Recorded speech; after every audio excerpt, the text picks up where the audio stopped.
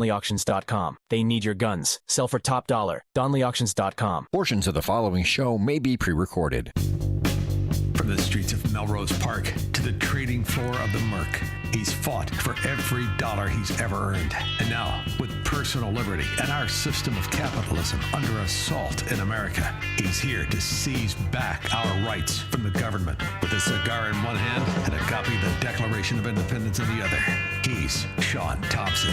And this is the Shaun Thompson Show. Some folks are born made to wave the flag. The party of the Klan has never been against racism, ever. What they're against is who gets to wield racism. The good news for us is racism is unconstitutional, but stupidity tends to gravitate in groups. That's why you moron Democrats like to live amongst each other. I've been calling Brandon Johnson stupid and a racist from the first time he opened his communist, worthless mouth. Back then he was Fat Squirrel, you remember? Couldn't pay the water bill for his family to bust out. That was before he went into government where he's allowed to steal. Been very intentional about making sure that my administration, unlike previous administrations, have people who work for me that reflect the community. Once upon a time, just to be very blunt with you, 2 administrations ago, 70% of the mayor's administration were white men. Right, and that's just not a diversified approach, I believe. Well, that's a good excuse, Squirrel. See, the reason that the services for the city sucks is because they don't hire on ability. No kidding. Get out there and go to work, bums. They hire on race because Chicago is today, what it's been for 70 years, racist. Oh, yeah, Squirrel, you didn't know that? You thought only the blue-eyed white devil could be racist? You'd be wrong. The Supreme Court just issued a ruling on a potentially groundbreaking redistricting case that could impact, for many years to come, the power of minority voters in this country. It focuses on the constitutionality of Louisiana's congressional map and how it was redrawn. The power of minority voters. See, this is the idea that you could manipulate somebody into voting against their own self-interest and voting to support their own servitude. This is the beauty of what we're witnessing. It's the beauty of Donald Trump. Donald Trump has brought out every one of these scallywags to expose themselves for what they are. You know, it was a flawed ideology when they were calling Donald Trump racist, and yet it was Donald Trump who not only gave money to Jesse Jackson Jr., although I thought that was a bad move. He actually gave him a campaign headquarters in New York City, not to mention Donald Trump's girlfriend before Melania. I believe she was a non-Caucasoid. In fact, she was more American black than Barack Obama ever was. And it's ironic to see how just the hatred for success brings out the true character of what we're dealing with. We're dealing with racist scum who actually are black themselves. Good morning. Okay, so this at first blush here is a win for the plaintiffs who were not black plaintiffs. They were non-minority voters who challenged this decision. These 2 districts that were minority majority. Essentially, Louisiana had drawn up districts and then they were told in a legal battle that they had not represented black and minority voters sufficiently. They went back and drew a second district. So they had 2 of these minority majority districts. Well, then non-black. Clarence Thomas is black, right? I'm pretty sure. Yeah, it turns out so many notable black intellectuals were never buying that Democrat hooping and a hollering, helping the people rather than what they are. The ghetto developers like Barack Obama and his Bigfoot broad wife. That's what they did for black people. Did they help black people? 8 years of Obamonomics.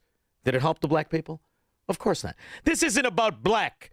It's about American principles. And when you pretend that political parties represent entire cultures, you see what happens, Squirrel? That's when the money, it starts missing. Because Brandon Johnson and his hiring black people and not hiring white people and yada, yada, yada, it distracts from who you really hire when you're a Democrat. You hire thieves and frauds and liars. 14 employees of Chicago Public Schools have been investigated for pandemic relief fraud, with 12 of them having resigned or been fired. Now, I don't give a rip if they are white, yellow, purple, or green. I know each and every one of those 14 Chicago public school teachers and the employees of the CPS, I know what you are. You're pirates. You're scum. But you're certainly Democrats. You're Democrat thieves. One of them made an annual CPS salary of at least $100,000 a year. CPS's Inspector General says that the employees received up to $21,000 in paycheck protection programs. So let me get this straight, you stupid. Here's another reason I know you're Democrats. Only a moron would risk $100,000 a year plus for 20 grand. Hey, how'd that work out for you, stupid son of a dog, Democrat moron? Loans under false pretenses. Some of them pretended to be self-employed and others invented fake businesses. Well, sure, they're Democrats. Liars by nature. So now what about that mystical, magical payoff you call a pension? Do you scumbags get that? Like when the politicians get arrested, go to jail for front-running information, or like our own Republican Hassett who like to rub his crotch with teenagers. Does he get to keep the pension too? You filthy scumbag. What kind of a crook would work in the rules of employment? If I get arrested for stealing or pedophilia or anything else, when I get out, I get my pension. That's how you know the entire rules of every Democrat area written by crooks. The highest ranking of them is Crystal Cooper, who was the head of school ops and made $220,000 a year. Termination proceedings have begun against the remaining two. $220,000 a year, and this stupid biatch, you stupid moron, you stole 20 grand? You are a frickin' moron. I think I'm more offended that somebody thought the intellect of this low-rent thief could teach kids. Get your kids away from these Democrats, or wish you did. Employees.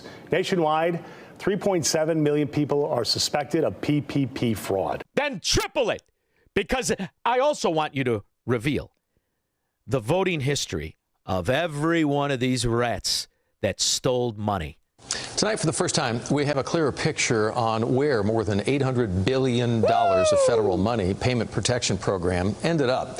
The money was supposed to help keep millions of Americans on the payroll during the COVID-19 crisis. But where did your tax dollars actually go? I-Team reporter Brian New has been investigating. Oh, what happened with the blackity black? All the Democrats are going to help the black, the black, the black, the black, the Hispanic, the Hispanic, Hispanic. Where did the money go? And Joan, Shingang, I'm going to pronounce it, Shanga Kawawa. And you sat there, you morons, for 8 years. Well, this whiter than white, this pasty white-ass moron with dementia, enriched all his friends. They stole that money. They said was going to you. And the only ones that got in on it is if you were a government employee.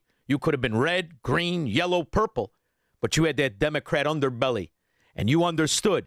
You get in when the getting's good. The government program over the last 2 years. He joins us from Frisco with your answer. So the whole point of all those PPP loans was to save jobs, and the program did that. It just wasn't very efficient at it. According to a new study by the prominent group, the National Bureau of Economic Research, only about a third of the $800 billion ended up in the hands of workers who otherwise would have lost their job. Whoa. So that means 2/3 is what? In the wind? Like the Somalian entitlement money and daycare money and all the other money? So it's in the wind. Where, Squirrel, where could you hide this kind of money? You're talking big money, kid. You're talking hundreds of billions and billions and billions and billions. Where could you have possibly hid the money? If you look at the group of people who meet through the BIS. What's that? The BIS is the Bank of International Settlements, and it's the central bank of central banks. Where is that located? It's in Basel, Switzerland. It has 63 of the most powerful central banks as its members, and the New York Fed and the Fed are both shareholders. They became shareholders in 1994. In one sentence, what's the... 1994, Squirrel. I remember, well, started really making some dough back then. Bought myself one of those nice cars. Not UAW made. Had the gold package on it and everything. It was so well made, Squirrel, I could smoke 5 cigars a night in there. You couldn't even tell. Still smelled like Halston Z14. 1994, that's when the rapist who had Epstein at the White House 17 times, signed by Democrats, let him in the White House. That's when Reid Hoffman, still fat, useless, never had sex with a woman. That's when he was just starting to be a campaign contributor to the Duchess of Chafington and her rapist husband when he was molesting. Poor little intern. Poor little intern he was molesting. And you know who was opening the door for her at night? George Stephanopoulos. George Stephanopoulos, now a big media guy. He was the one who turned Monica Lewinsky's name forever into a sexual act among interns and their bosses. That's all 1994. You see, it always traces back to when this country lost every sense of standard, every sense of righteousness and dignity.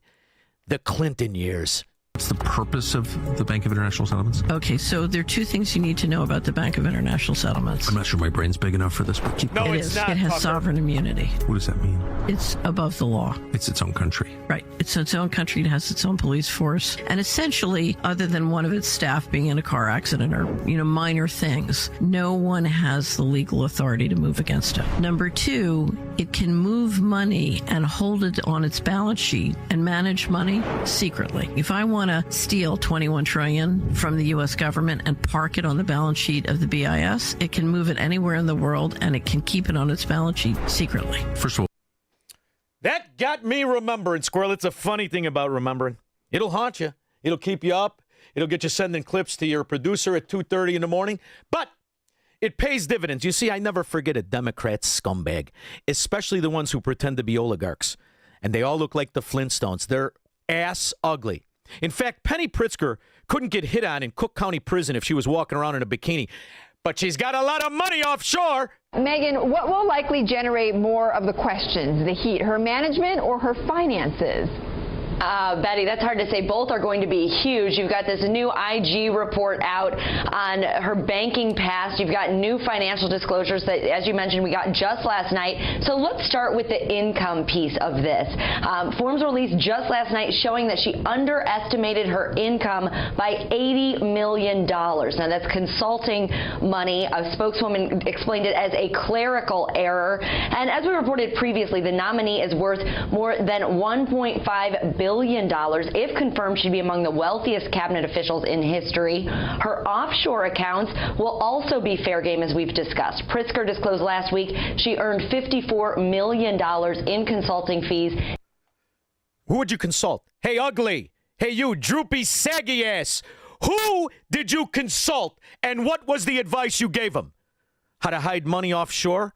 I can't stand these fracking Democrats and all the morons who continue to tolerate it. I don't care what race you are. If you're not at this level of stealing, then you're just a penny ante, two-bit whore, hoping to hit the big time, just stealing small money, like PPP fraud loan money. $20,000 when you make $200. That's how you know you're a moron Democrat. In the Bahamas. And, Betty, the fact that the president attacked his opponent, Mitt Romney, during the campaign for his offshore accounts, that's likely going to be brought up today. You can bet on that. Betty? And what about then her management of the bank? So we're talking about Superior Bank. It's outside of Chicago. So in addition to developing a skyscraper, starting a luxury senior housing enterprise, chairing a credit reporting company, and leading record campaign fundraising, the Hyatt Hotel heiress also led a bank for a few years, and that bank eventually failed, and it failed. How do I know it failed? Maybe the money's at the BIS Bank, Bank of International Settlements. Maybe it's in the Bahamas. What, I got to take the word of a sloth liar who forgot about $54 million she made? Nancy! Did you put that on my income tax return, Nancy? Oh, damn it. She was busy. She was fluffing my brother Tom. 312-642-5600.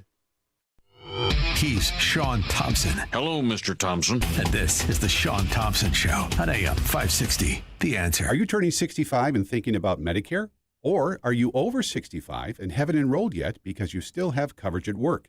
Either way, Medicare done correctly will be the best health insurance.